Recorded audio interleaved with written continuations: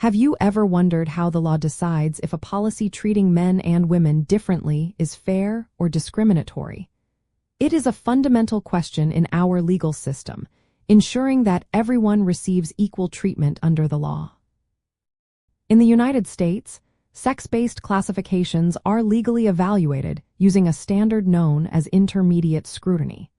This means that for any law or policy to treat people differently based on their sex, it must meet a specific and rigorous test to be considered constitutional.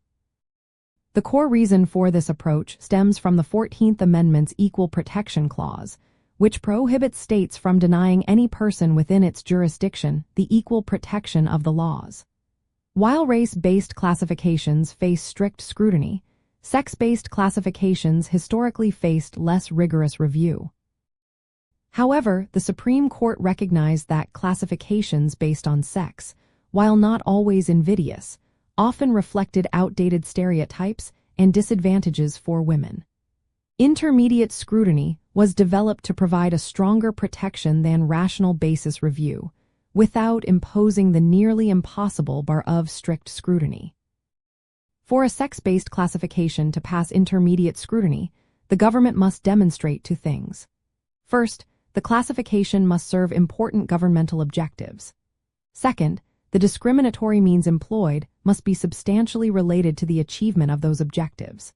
This means the government cannot rely on broad generalizations or stereotypes about the sexes, but must show a real and substantial connection between the classification and its goal. A great example of this standard in action is seen in cases like Craig versus Boren from 1976, where the Supreme Court struck down an Oklahoma law that permitted 18 to 20-year-old females to buy low-alcohol beer, but required males to be 21. The state argued this served traffic safety, but the court found the statistical evidence was insufficient to show a substantial relationship to that objective. Similarly, in United States versus Virginia, the Virginia Military Institute's male-only admissions policy was found unconstitutional because it failed to show an exceedingly persuasive justification, a slightly elevated version of intermediate scrutiny often applied to sex-based classifications. Understanding intermediate scrutiny empowers us to critically examine laws and policies that differentiate based on sex.